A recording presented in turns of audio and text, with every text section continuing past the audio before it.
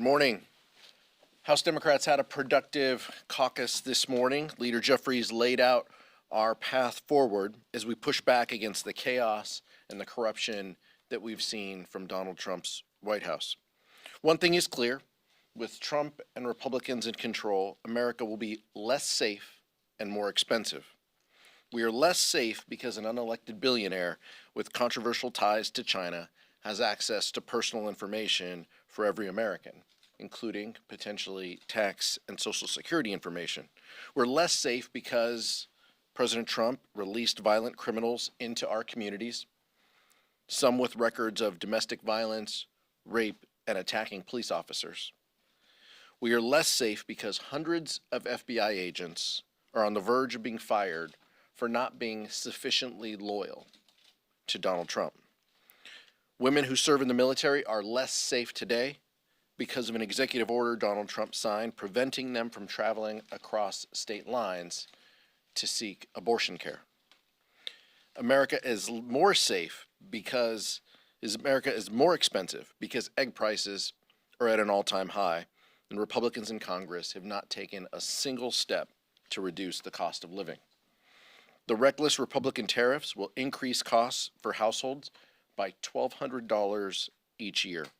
Everything from groceries to alcohol to lumber used to build homes will be more expensive. The Republican ripoff will increase healthcare costs by stealing from Medicaid to pay for tax cuts for billionaires and corporations. The American people voted for solutions to their economic challenges and instead got a corrupt White House and an America that is less safe and more expensive. Vice Chair Ted Lieu. Thank you, Chairman Aguilar. Leader Jeffries has laid out a 10-point plan to fight back against the lawless actions of the Trump administration. That plan has three themes. There's going to be a legislative strategy, a mobilization strategy, and a litigation strategy. To that end, over 25 lawsuits have already been filed. We expect that a number of these actions by the Trump administration will be reversed because all the courts have to do is follow the law. And in fact, if you look at what happened, a number of Trump actions have been stopped or the administration has simply folded. The administration wants you to think that they are invincible, that they are just rolling right along and doing all these things. That is simply not true. A number of times they have been stopped and they have had to back down. So for example, on the birthright citizenship order, a Reagan-appointed federal judge declared it unconstitutional, put an injunction on it. And then with the OMB freeze memo, there was pushback from Democrats, from the American people, and they had to rescind that memo, and a judge also declared that memo to be illegal. And then most recently, you saw Trump's signature issue, the tariffs. He backed down because of the reaction from the stock market, the reaction from the American people.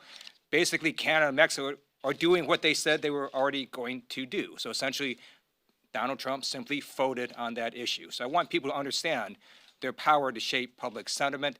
And not only are the Trump administration's actions ludicrous, they are harming people. So I'll end on this example. In California, Donald Trump ordered the Army Corps of Engineers to release a whole bunch of water from these dams when no one needed it. So over 2 billion gallons of water have now been wasted in California. This water from Northern California isn't even going down to Southern California. It's largely going to evaporate when farmers don't need it. And so Republican Congressman David Valadao is going to have to answer to his farmers when in the summer months they need water and they don't have enough. Those are the harmful actions of this administration, and I want people to understand that pushing back gets this administration to fold. Thank you, Ted. Questions? Ryan? Mr. Leader, the Republicans just accused Democrats of being willing to shut down the government if they don't get their way in terms of these negotiations and push back on Donald Trump. You mentioned the legislative component of your plan to push back against Trump. How far is your conference willing to go to try and prevent what you see as the usurping of congressional authority from Donald Trump? Could it lead to a government shutdown? Could it lead to the debt ceiling not being raised? What is the strategy there? That's on our Republican colleagues. Look, we will meet with folks and we will try to find common ground where it is possible. But what we will not do is engage in an effort that gives Donald Trump money to direct our federal government that he has no plan to utilize or implement. When we pass something, and this is where I would just strenuously object with Appropriations Chair Tom Cole, who said appropriations isn't law, it's a directive of Congress. I think there's a number of past appropriations chairs who would disagree with that on both sides of the aisle. This is law. If we're going to pass law, we need to know that the law is followed. And it doesn't appear that House Republicans are in a position to push back against Donald Trump, to protect vital funding that supports our communities. And if they aren't willing to do that, they should just be honest with this. And so we will meet with them, we will talk with them about funding government and the issues of the day. But I think it's pretty clear, based on what happened in December, who they answer to. They answer to Donald Trump and Elon Musk. And so we need the certainty that the legislative work that we do, will actually be implemented and passed. And if we find thoughtful partners on the other side who are willing to do that, we'll engage. Republicans control the White House, the Senate, and the House. It is completely on Republicans to not have a government shutdown. If they can't get the votes, they're the majority party, it is their fault if there's a government shutdown.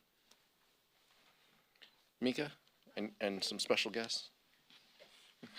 Thank you, Shagla. I do want to ask, so I know at the same time that a lot of your members, and just now you mentioned attempts to find common ground with the administration and Republicans while they're in power. I just want to get your reaction to one of your members, Congressman Albright, filing these impeachment articles already. Do you think that's an appropriate step to take, given that Trump's only been in office now for 2 weeks? It's not a focus of the caucus. Next, Cassie.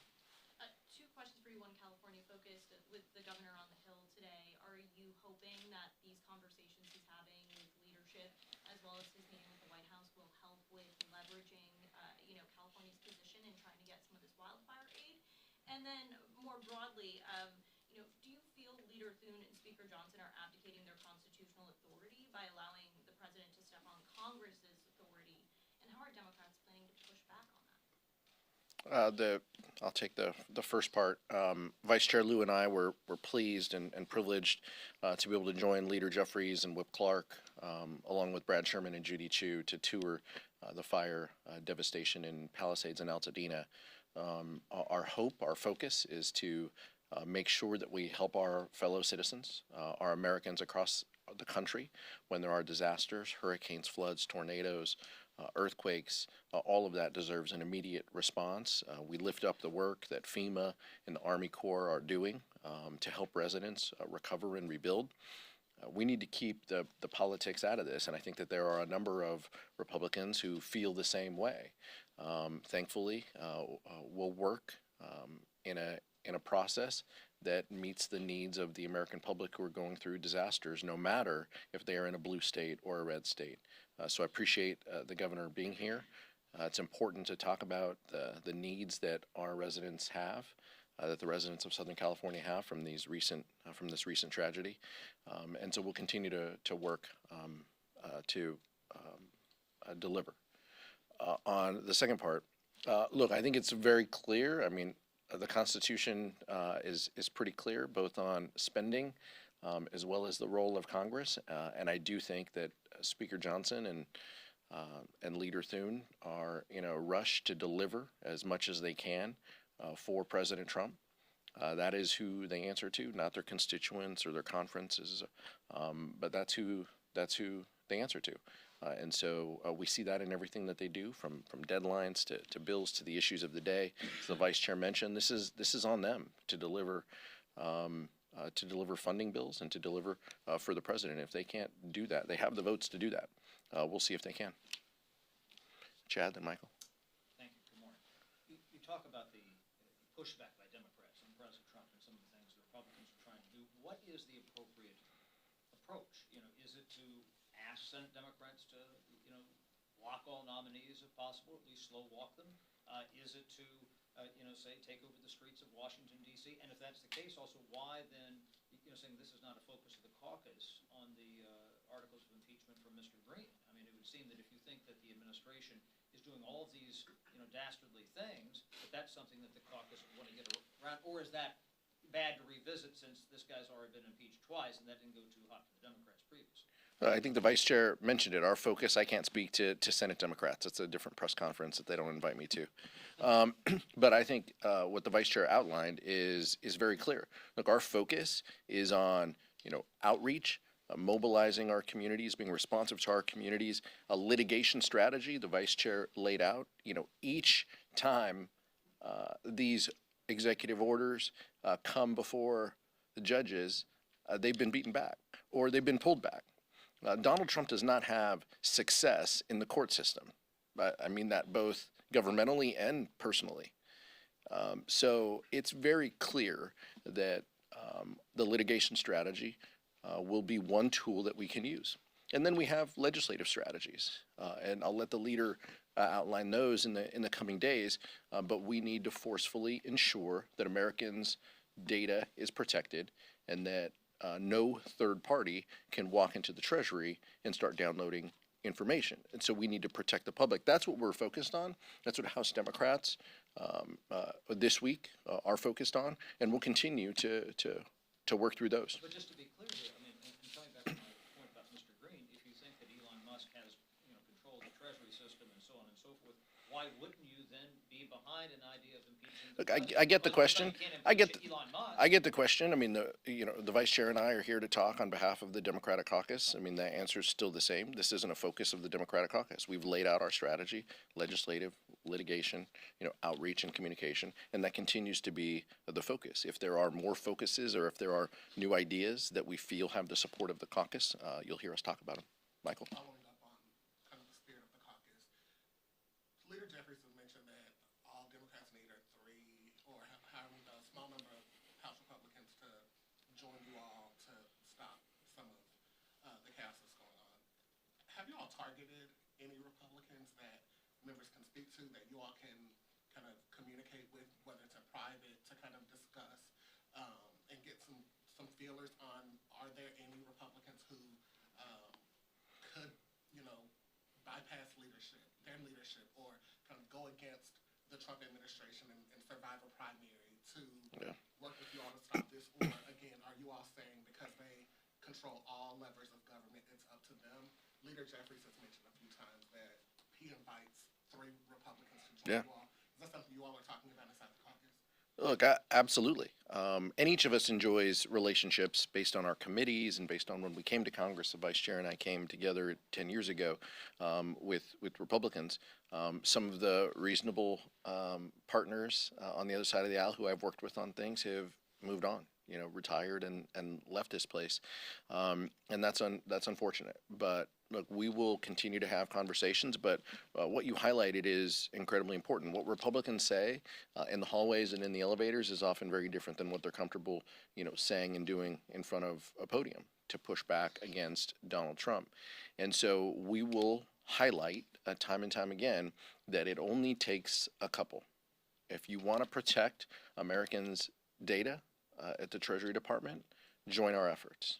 If you want to ensure that essential cuts to education in the classroom are not implemented, join us.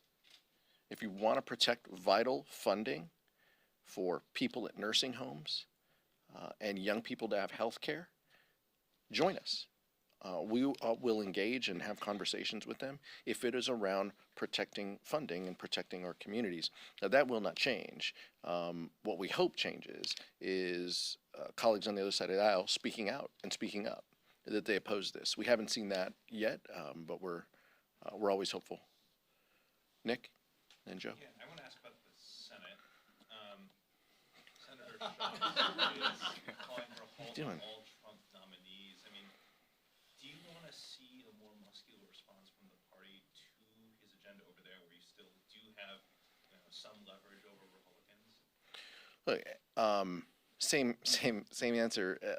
I'll let the Senate speak to their processes and procedures and what tools they have. I can speak to ours that we have here in the House. This is a majority-run institution, and so this is a little different. But we will use the levers and the tools available to push back legislatively and to communicate our message about the policies that we see from Donald Trump and House Republicans, making us less safe and not lowering the costs that people pay. We'll continue to do that, and we'll use the levers that we have here in the House to do it. You'll have to ask the folks on the other side of the dome what their tactics and strategies are. Joe? A couple more nuisance questions. Did he speak to the caucus today? No. And is the caucus going to be doing anything to help him as he's going around to talk to legislators today? It's my understanding that he's talking to Judy Chu and Brad Sherman, the members who were affected by the tragedies. We all have a line in communication into the California team, and so we'll continue to uplift their needs as they arise. We met with FEMA last week. We talked about how much is in the disaster recovery fund, what that looks like. They didn't give us an idea on the timing for a supplemental and where it's needed, but they did stress the urgency and the importance of a disaster relief fund and how that is allocating payments to people who were affected. That all runs a risk on March 14th when government funding lapses. When Donald Trump turned off the federal funding, that also will have an effect on the FEMA recovery efforts. And so these are things that we're... That Californians will receive that disaster funding to rebuild their homes and communities. Look, I'm confident that they have enough money in the short term to meet their needs, that FEMA has enough money in the short term to meet their needs. I can't speak to what is beyond that in the recovery because Congress is going to have to act. It's my hope that we do so in a bipartisan way, just as we have in the past with disasters. So literally less than 2 months ago, Congress passed disaster aid to states such as Florida, South Carolina, Oklahoma. We have a very simple ask. Just treat California disaster victims the same as any other American. Do not treat California disaster victims any differently. And we expect that Congress will do that, and we look forward to having disaster aid pass as swiftly as possible. You mentioned mobilization as part of the strategy. What are you hearing from grassroots activists, from your districts? Do you think there's fresh energy among Democrats here? Look, I think that there's energy around the country, pushing back against some of these policies. We also need to channel that energy. We need to talk with our communities and folks in our communities about our efforts, our legislative efforts, and the litigation efforts that are underway. But we also need to encourage them. Look, I understand the anger. Help us get a couple more folks to support our efforts. Just like we said before, we're only 3 votes away. Let's work to deliver votes that can push back, that can protect vital funding, that can ensure Americans' personal information is secure at the Treasury Department, that can protect vital classroom funding from the Department of Education. That's what this is about. And so we're engaged in efforts to talk with members in our community about the importance of doing that. Was there any discussion in the caucus meeting about the president's remarks last night on Gaza, and how does the leadership feel about spending any money for the sort of project he has in mind? It shouldn't shock anybody that we don't run through everything that the president says in caucus to respond to. It did not come up, but it is very clear that what the president talked about would make our country less safe. An invasion of U.S. troops into Gaza would not make Americans more safe. It would make Americans a target. But this is very clear. I mean, I'm going to just take a wild guess that the president's plans include hotels and resorts and casinos. That's just who he is. But it is not. This is not a thoughtful strategy that would keep Americans safe or reduce our Defense Department costs. Back, last one. Is there any frustration with the uncommitted movement for breaking with the Democratic Party in 2024? No, look, we're focused on the future here. Our job is to build a big coalition that meets the needs of the American public, keeps people safe, lowers costs that everyday Americans face. That's what House Democrats are focused on. We welcome anyone and everyone to be part of our coalition. in order to do that. But we will continue to talk about is House Republicans have no strategy.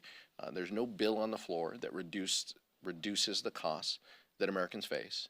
Nothing that they have outlined would lower grocery prices, make rents more affordable, housing more affordable. That's not what Republicans are doing. That's what the American public wants. And so we welcome everyone to be part of our coalition that talks about these issues that people care about. Sure. Let me just follow up to what Chairman Aguilar said. This weekend, I went to the grocery store with my wife, and there were no eggs on the shelves. So the American people want solutions that help them in their lives, make their prices lower, make sure they have the items that they need at grocery stores. None of this chaos coming from the Trump administration is helping families across America. That's one reason the administration backed down on a number of these orders, because the administration is not popular. A reminder that Donald Trump won less than half of the popular vote. Donald Trump starts out, according to a Gallup poll, at 47% approval, the lowest of any president since the 1950s. And that's one reason he voted on terrorists, he voted on a freeze memo, that his birthright issue was blocked by the courts, because he does not have a mandate, no matter how much he tries, because he's just not that popular. Thank you. Thank you.